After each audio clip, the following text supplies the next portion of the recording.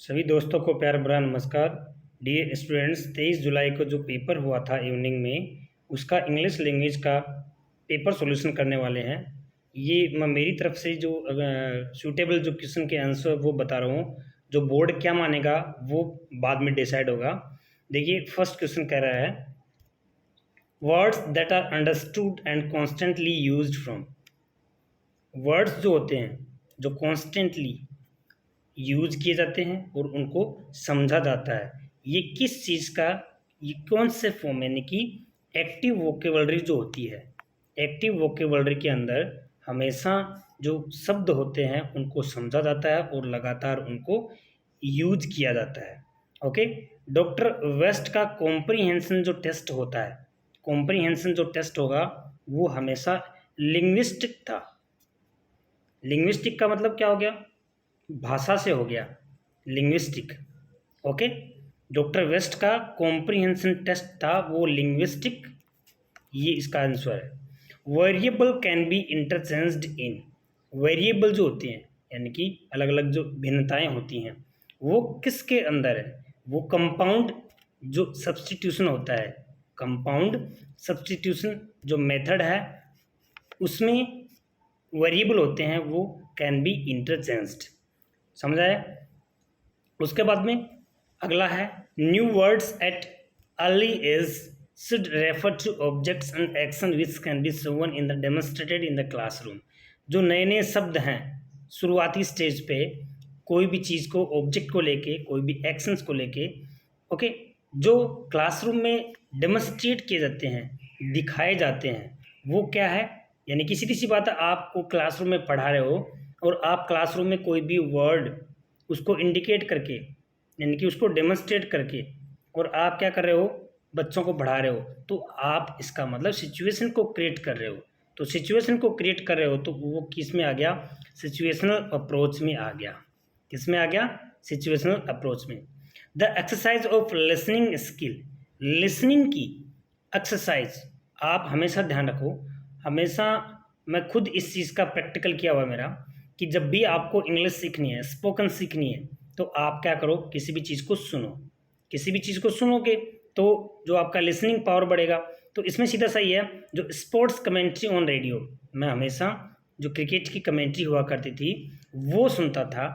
ठीक है, जो एक मिलिंद कमेंटेटर हुआ करता था उसका, वो उसके साथ में ये मिलकर क्या किया करते थे?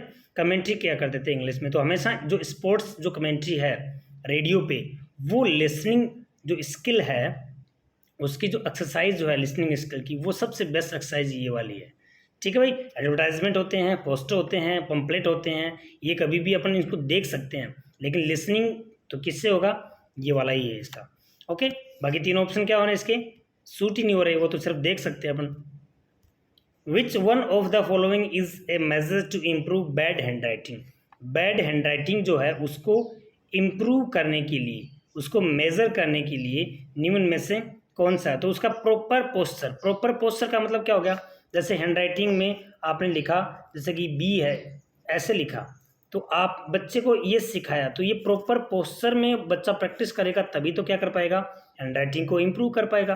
जैसे कि मान लीजिए सी ऐसे लिखा है, ओके, तो यहाँ पे ऐसे लिखा है सी, तो बच्चा इस प्रॉपर पोस्चर को क्या करेगा? प्रैक्टिस करेगा तभी तो इम्प्रूव कर पाएगा। तो यहाँ पे इसका आंसर क्या आ जाएगा? सी आ जाएगा।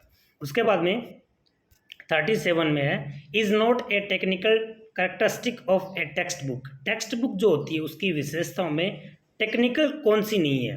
यानी कि टेक्निकल जो होती है वो कौन सी नहीं है?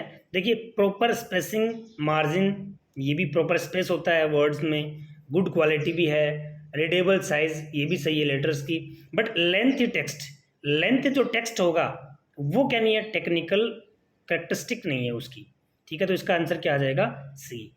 Black board is the, blackboard जो होता है technical, modern, physical.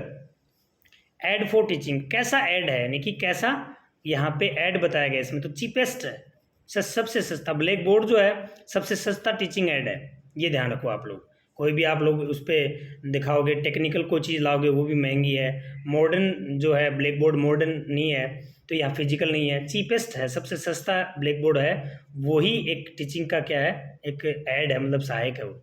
Audio visual aids क्या सेव करते हैं भाई? ऑडियो विजुअल एड्स के सीधी सी बात है, कहीं आपको आंसर में मनी बता रहे हैं तो वो मनी जो है वो नहीं है, इसमें एफर्ट प्रयास भी जो है वो भी नहीं है, क्योंकि प्रयास भी खूब करने पड़ते हैं ऑडियो विजुअल में।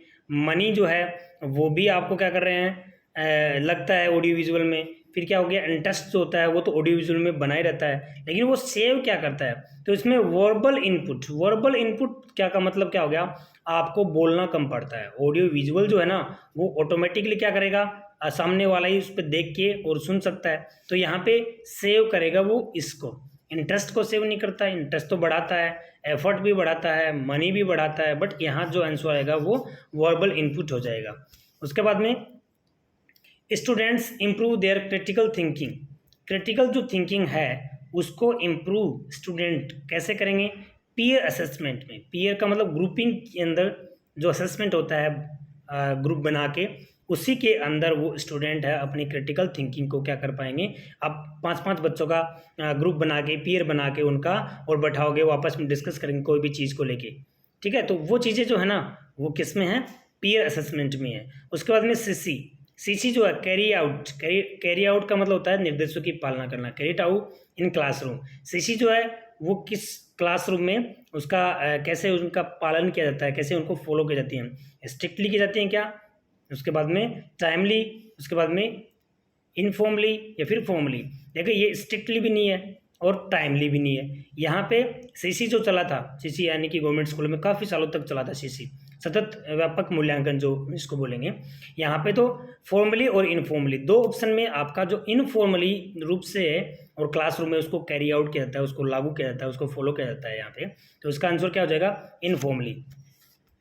उसके बाद में नेक्स्ट आता है CC is not successful. CC है वो कहाँ पे सक्सेसफुल नहीं है, प्राइवेट स्कूलों में भी है, स्मॉल क्लासरूम में भी है, गवर्नमेंट स्कूलों में भी है, जहाँ पे क्राउडेड, जहाँ पे क्लासरूम होते हैं, जहाँ पे बहुत ज़्यादा बच्चे होते हैं, वहाँ पे सीसी नहीं है, क्योंकि प्रत्येक बच्चे पे ध्यान दिया नहीं जाता है। सीसी में क्या होता है कि प्रत्येक बच्चे पे जो कमियाँ होती हैं, जो उसका किस चीज़ पे मूल्यांकन करना होता है, उस पर जो डॉक्यूमेंटली जो वर्क है वो भी खूब करना पड़ता है। तो आई मीन कि यहाँ पे इसका जो आंसर हो जाएगा वो क्राउडेड क्लासरूम्स हो जाएगा। For a good test in English, good test जो इंग्लिश है उसकी अच्छे टेस्ट के लिए लैंग्वेज जो होती है वो लूसिड एंड क्लियर होनी चाहिए। अच्छे टेस्ट के लिए ध्यान रखना, यहाँ की क्वेश्चन जो है ना वो सिंपल भी नहीं होनी चाहिए, वो फिर अच्छा टेस्ट क्या हुआ। टेक्स्ट बुक है वो जो है नोट बी यूज, तो टेक्स्ट बुक तो होती ही है। क्वेश्चन मस्ट बी कॉम्प्लेक्स, तो कॉम्प्लेक्स भी नहीं होनी चाहिए। तो यहाँ पे इसका जो है आंसर क्या हो जाएगा, language must be lucid and clear. Matching test, match क्या करते हैं अपन, शॉर्ट में, ऐसे में, लॉन्ग में, ये तीनों में मैच नहीं करते, तीनों में मैच नहीं करते, ऑब्जेक्टिव में मैच करते हैं। जैसे कि आ गया ए, आ गया इधर बी, आ गया फिर यहाँ फिर ये इसको ऐसे मैच किया, तो ये सिर्फ और सिर्फ किस में है, ऑब्जेक्टिव में ही पॉसिबल है। उसके बाद में ये जो पैसेज दे रखा है इसमें से आपको थोड़ा देख लेना है। यहाँ पे अपन आंसर करते हैं सीधे। रिफ्यूज़ का इसने सिनोनिम पूछा, रिफ्यूज़ का होता है डिनाइड करना, अलाउड, परमिट और ग्रांट तीनों सेम है और यहाँ डिनाइड हो जाएगा। पोलाइटली जो है, पोलाइटली का एंटोनिम क्या होगा, पोलाइटली का मतलब विनम्रता हो गया, और विनम्रता जो है वो क्या हो गया, इसका उल्टा हो गया रसली, यानी कि एंग्री जो है वो क्रोध है वो अलग है, बट हम्बली और कर्टिसी तो एक ही चीज़ है। एंग्री और रसली, रसली का पोलाइटली विनम्रता से, एंग्री अलग चीज़ है, ठीक है ना, ये नहीं होगा, मिल तो रहा है लेकिन होगा नहीं, रसली होगा यानी कि करकर जिसको बोलते हैं ना कर्कशता से, ठीक है। तो ये वाला इसका आंसर हो जाएगा। द करेक्ट स्पेलिंग, अकेडमी की आती है स्पेलिंग आपको, अकेडमी की स्पेलिंग आते ही फिर आप आ जाएगा SCADEMIC। यहाँ पे जो 47 का है उसमें SCADEMIC, फिर IAN और लगा दो तो इसमें कौन सा हो गया, SCADEMIC लगा के फिर ये वाला आंसर इसका B सही है। ओके, अनरोल्ड, इसका वर्ब फॉर्म पूछा, फर्स्ट फॉर्म इसका अनरोल होता है, अनरोल का अनरोल बन गया है, तो सिंपल चाहिए। Part time stand for, part time कोई भी आप काम करते हो, ठीक है ना, पार्ट टाइम करते हो तो उसमें क्या करते हो, उसमें ये होता है कि working less than standard hours, जो फिक्स समय दिया है उसके अलावा आप ड्यूटी गए 10 से 3 बजे तक ड्यूटी गए, या फिर 9 से 4 बजे तक ड्यूटी गए, ठीक है, ये तो आपका ड्यूटी टाइम हो गया। इसके अलावा आप जैसे कि कोई भी एक्स्ट्रा काम करते हो, मान लीजिए कोई सीए का है तो सीए का अपने अकाउंट्स का काम किया 2 घंटे किसी भी दुकान पे किया, तो जब भी आपको टाइम मिला, ठीक है, 2 घंटे आप गए वहाँ पे और काम करके आ गए, ठीक है, मॉर्निंग में मिला तो मॉर्निंग में, इवनिंग में मिला तो इवनिंग में मिला। तो यहाँ पे working less than standard hours के अलावा जो वर्किंग टाइम है वो इसका आंसर हो जाएगा, तो आंसर ए हो जाएगा, ठीक है। उसके बाद में अगला जो है वो भी पेसेस का है, तो आपको देखना है होल्ड का इसमें क्या दे रखा है, कौन किस टेंस में पूछा है इसने, तो ये सेकंड फॉर्म सीधी सी पास्ट सिंपल टेंस है, ओके। उसके बाद में 51 का है she ran up to him and patted him through का इसने पूछा है पार्ट ऑफ अंडरलाइन वर्ड, कौन सा पार्ट ऑफ स्पीच है, तो थ्रू क्या है, प्रीपोजिशन है, थ्रू क्या हो गया, she ran up to him and patted him through the bars, तो यहाँ क्या हो गया इसका प्रीपोजिशन, इसका आंसर हो गया। कंजक्शन क्या पूछा है इनमें से, कंजक्शन कौन सा है, तो हर, देन, दे और विदिन, ये विदिन भी क्या है प्रीपोजिशन है, बाकी ये आपको पता ही है, और ये बट इसका क्या हो गया कंजक्शन है इसका आंसर।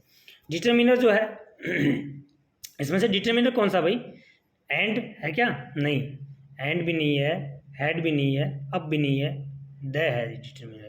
हैप्पी जो है उसकी कंपैरेटिव डिग्री पूछी है, हैप्पी की हैप्पियर, कंपैरेटिव डिग्री क्या होगी, हैप्पियर। उसके बाद में choose the right question for, यहाँ पे इसका she sold all the article for no profit, ये ऑलरेडी क्या है एक्टिव वॉइस में है, सॉरी ये आंसर है इसका, इसमें क्वेश्चन बनाना है आपको, सेकंड फॉर्म है तो सेकंड फॉर्म है तो येस और नो टाइप वाला क्वेश्चन बनाएंगे, तो सेकंड फॉर्म है तो इसमें डिड से स्टार्ट करेंगे, और डिड लगते वर्ब की फर्स्ट फॉर्म हो जाती है।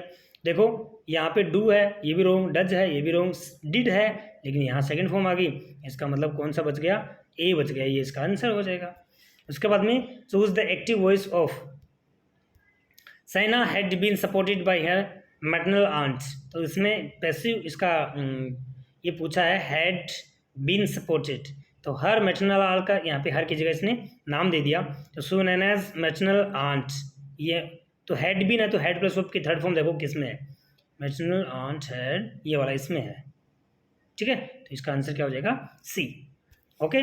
सी the son chanted God is great, तो इसका जैसे नरेशन है तो गॉड इज ग्रेट ये सारा भौमिक सत्य इसको बोलना है, यूनिवर्सल ट्रूथ ये है, तो द सन चांटेड, तो यहाँ पे क्या हो जाएगा, the sun said that god is great, तो इसका आंसर क्या हो जाएगा, ये हो जाएगा, इसमें वाई नहीं आएगा, इसमें क्या नहीं आएगा, टोल्ड नहीं आएगा, इसमें सेड के बाद में वेदर नहीं आएगा, इसका मतलब सही ये हो रहा है।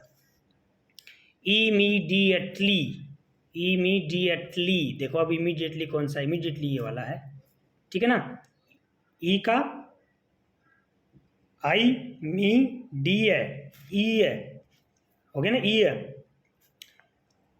एल वाई क्या बना ली, तो ली का क्या बन गया ये, ठीक है, ये वाला एल लगा के, ठीक है, समझे ना, बहुत इंपॉर्टेंट है इस वजह से, तो इसमें अपना जो वीडियो है इसमें मैंने काफ़ी सारी चीज़ें छोटी छोटी चीज़ें आपको बताई हैं, ओके। तो आंसर इसका बी हो जाएगा। उसके बाद में नेक्स्ट है वोवल साउंड, तो वोवल साउंड होते हैं, टोटल साउंड कितने हो गए 44 हो गए, ठीक है, 44 में आपका 24 क्या हो गया कॉन्सोनेंट हो गया, उसके बाद में 12 क्या हो गया वोवल साउंड हो गए, वोवल में क्या हो गया ग्लाइड वाले अलग हैं, तो 12 8 20 यानी कि दोनों को वोवल साउंड बोलते हैं, ये जो है वो क्या है सिंगल है, ये डबल है, तो 12 और 8 कितने हो गए 20 यानी कि 20 इसका आंसर हो गया। The knowledge can be store in the mind permanently, तो परमानेंटली जो है कोई भी नॉलेज को स्टोर किया जाता है परमानेंटली, यानी कि वो चीज़ हमारे दिमाग में क्या हो गया स्थायी होगी, तो स्थायी कोई चीज़ होती है वो क्या होती है कंक्रीटनेस, जो दिखती है जो स्थायी होती है वो उसको अपन क्या बोलेंगे कंक्रीटनेस बोलेंगे इसका, तो इसका क्या हो गया आंसर सी हो गया। इस तरह से आपका जो लैंग्वेज का जो फर्स्ट लैंग्वेज है, बाकी भी पेपर में अभी ट्राई कर रहा हूँ बाकी अपलोड करने का, तो ये आपका जो है आंसर है, बाकी ऑथेंटिक जो आंसर की मानी जाएगी वो बोर्ड जो करेगा ना वही मानी जाएगी। Thanks for watching.